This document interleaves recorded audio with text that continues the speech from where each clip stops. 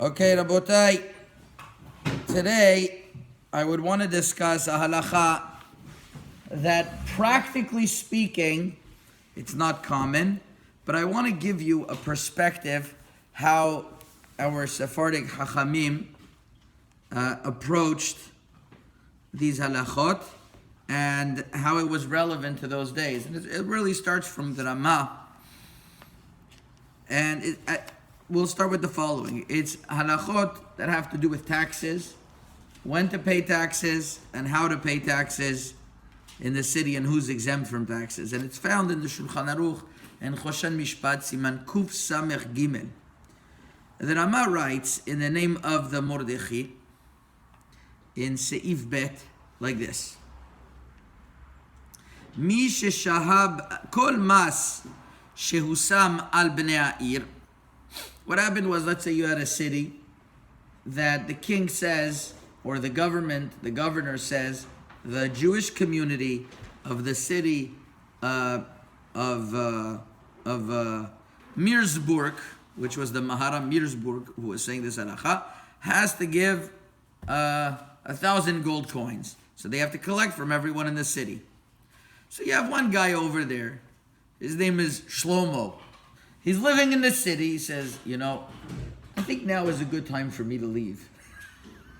I don't have this money. I think it's a good time for me to leave. Says the Ramah, En Adam yachol liftor atzmo mimeno betzeeto min ha'ir achar shehusam hamas. A person is not allowed to exempt himself from the tax once this tax was put on him. Ve'afilu amru shnatnu lasar chelkam kofin shetzchim lachzor v'litan. Even if they say, no, I gave my portion, but since there's installments, they have to make sure that they give their installments. Now what's interesting, okay, that I can hear already. Rabbi Kiva Eiger on the side of the Shulchan Aruch goes even further. And he brings from the Tshuvot of the Maharnach, one of the great Sephardic Kadmonim, that the minhag by the Kehilot, nowadays he says, is that anybody who goes out of the city Eno niftar michiyuv misim le'olam, is obligated to the taxes of that city. That means that if he comes from a certain city, he's branded that way. Ela tzarich le'aniach bishvilo arev liot porea kol hamisim shadidin nitbakesh. And he has to leave a collateral. You want to leave the city? Fine, you have to leave a collateral. Now, I didn't understand this halacha. How could it be that somebody is all... Nowadays, we move from city to city, and there's no question about it.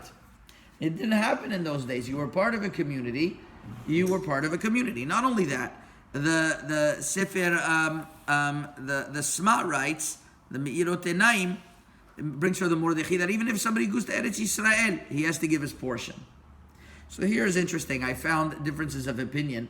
There were certain great Moroccan Chachamim that wrote about this question. One of them is brought down in the Sefer Pnei Mevin. That's Rabbi Mimon Birdugo, who was the son of Rabbi Rafael Birdugo, the Malach HaTorot Emet, Rabbi Rafael Birdugo. And he writes the following. He writes that from I think Rabbi Yehuda ben Attar, who was one of the great leaders in Morocco in the 1700s. He buried in the city of Fez. They used to nickname him because he was known as the great one. They called him El Kbir. That was his name. And by his kever, if you go to his kever till today in Morocco, it's right next to Lala Sulikat, it's written that whenever people had a din Torah and had a machloket, they would go to his kever and they would swear by his kever. And if they were wrong, they would die. Right next to this kever, actually, we just discovered there was another kever that was written that was from Rabbi Yaakov Kenizal, and nobody knew really who he was, Rabbi Yaakov Kenizal, until it was a hidden thing, and we discovered that he was one of the Migurashim. He was one of those, or maybe the second generation Migurashim that came from Spain after 1492, and by him also, there was a tradition in the city of Fez that people who needed a Yeshua, that people that needed answering Mina Shamayim, they would go to his kever and they would pray and rain would come. There was There were stories about that brought in the Sefer Malchei Rabbanan, and he also wrote a Perush ala Torah that you could find even on HebrewBooks.org. They have his Perush ala Torah. It's very hard writing to read. That was Rabbi Yaakov Knizel. That's on a tangent, written right next to Rabbi Yaakov, Rabbi Yehuda ben Attar. So here you have Rabbi Yehuda ben Attar. People used to go to his kever. He was really known as one of the great Chachamim, and he writes that even if they had a tax that came upon the city, the obligation is to pay that. The obligation is to pay that tax, even if they leave. So the Pnei Mevin brings from his father, Rabbi Rifai Berdugo, that he doesn't understand. Does that mean that a person is going to be liable all the time? That means even if he's going to leave and if he goes from Fez to the city of Meknes, and he has children, that's where he had to go because of business. So Meknes is going to lose now out because of Fez, so he doesn't understand that. So the truth is, I looked at the Torah Emet inside, and he doesn't bring this question down. He says that if a person is going to move from one city to the next, if it's going to be the old tax, he has to pay. But any new tax that the king is going to do, or the government, then he's not obligated to pay. That's interesting. And he writes already this minhag was forgotten by us. But it seemed to be that was the original minhag, that when they moved, they would have to pay exit tax. Up to a point that the Pnei Mevin understood that Rabbi Yaakov ben Sur and Rabbi Yehuda ben Attar, they all understood that it was a tax that you have to pay even if you're going to live many years after, and it's new taxes. On that he doesn't understand. And it seems to be others understood, no, it's only taxes that was put on that time, but not taxes that were mitchadesh. But you see this concept of community. Now, the Moroccan Poskim do write, not like the Sma, that if you move to Eretz Yisrael, you have an exemption. You have an exemption because you're moving to Eretz Yisrael, it's a mitzvah. The love they had of Eretz Yisrael, if they would move, then you would be exempt from that tax. So that I think is an important chidush to point out. So that's number one. Number two is brought down in the Shulchan Aruch Siman Kuf Samech Gimel, Seif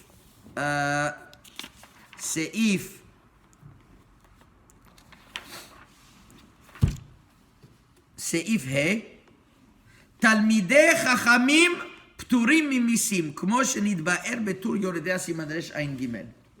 There was an exemption given to Talmidei Chachamim that they would not have to pay this tax. The Rama adds on, not only that, even in places where they hire a chazan of the Bet HaKnesset, he's also exempt from the community tax. Uminag agonu v'chen ra'ui linhog. And that's a good minhag that Rama writes. Why? Because even though the chazan is not a Talmid Chacham, not necessarily a Talmid Chacham, but part of his job perk, nobody wants to be a chazan the whole time. They don't pay him so much. So part of their payment plan is that you don't have to pay taxes. It's a job. No, he's the chazan. It's a job benefit. But for Talmidei Chachamim, what's the reason why they're patur? So the Rosh and the Tur brings in the name of the Rosh is because Talmid Chacham Torah. What's the reason why you have to pay? Why you have to pay taxes? Because Toratan Mishamran, because their Torah is protecting the community. So they don't need any other protection. I just started reading a fascinating tshuva of Rabbi Shalom Missas in Shemesh Umagen, Yoredea Siman Yut, Chele Gimel Siman Yutet, if I believe. And he had a machloket with Rav David Teherani from Beitar. They have yishuvim in Eretz Yisrael where they have to pay for Shmirah. So Rav Teherani wrote, that type of tax, even Talmidei Chachamim have to pay. In other words, they have these yishuvim, and you have 100 people in the yishuv, and they have to pay a security guard every night. Think dangerous things happen, especially in the shtachim. Beitar is over the green line, so they would have to pay. So the question was, Talmidei Chachamim want to say they're exempt from tax. It's like a friend of mine's father went into a store in Lakewood, and he asked him for a reduction on the suits because his son's an avrech. So in Beitar, everyone's a Talmid Chacham. So imagine the Talmid Chacham don't pay. Who's going to pay? There's going to be nobody there. So you have over here, right? So you have over here is that Rav David Teherani said they have to pay. Rabbi Shalom Missas has 2 or 3 long tishuot about this. I didn't get a chance to go through all of it, but he says in this case, the Talmid Chacham do have to pay.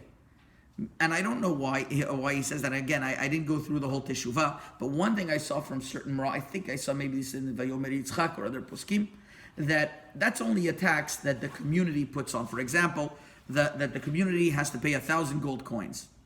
But if it's something that every person has to pay their single property tax or their individual federal or state tax, then there's no question about it. It's something on each person that the Talmid Chacham also has to pay. It's only a community tax where it's in order to guard them, or in other words, that they have certain shmirah, then Toratan Umnutara. And not only that, even if it's somebody it's a Talmid Chacham who has a trade, that whether he's rich or poor, it could be even this Talmid Chacham is rich, he's also exempt from the tax because it's a svara of Toratan Umnutan, it's a svara of Toratan Mishamran. So that's a very, very interesting and important point. Not only that, it would come out that if this Talmid Chacham is even if he has a side business, but what's called Talmid Chacham in this regard, then as soon as he finishes his work, he goes straight back to his limud, then also he would be patur. So that is, those are certain important chidushim in regards to taxes. Everyone should have a wonderful day. Chazaku baruch.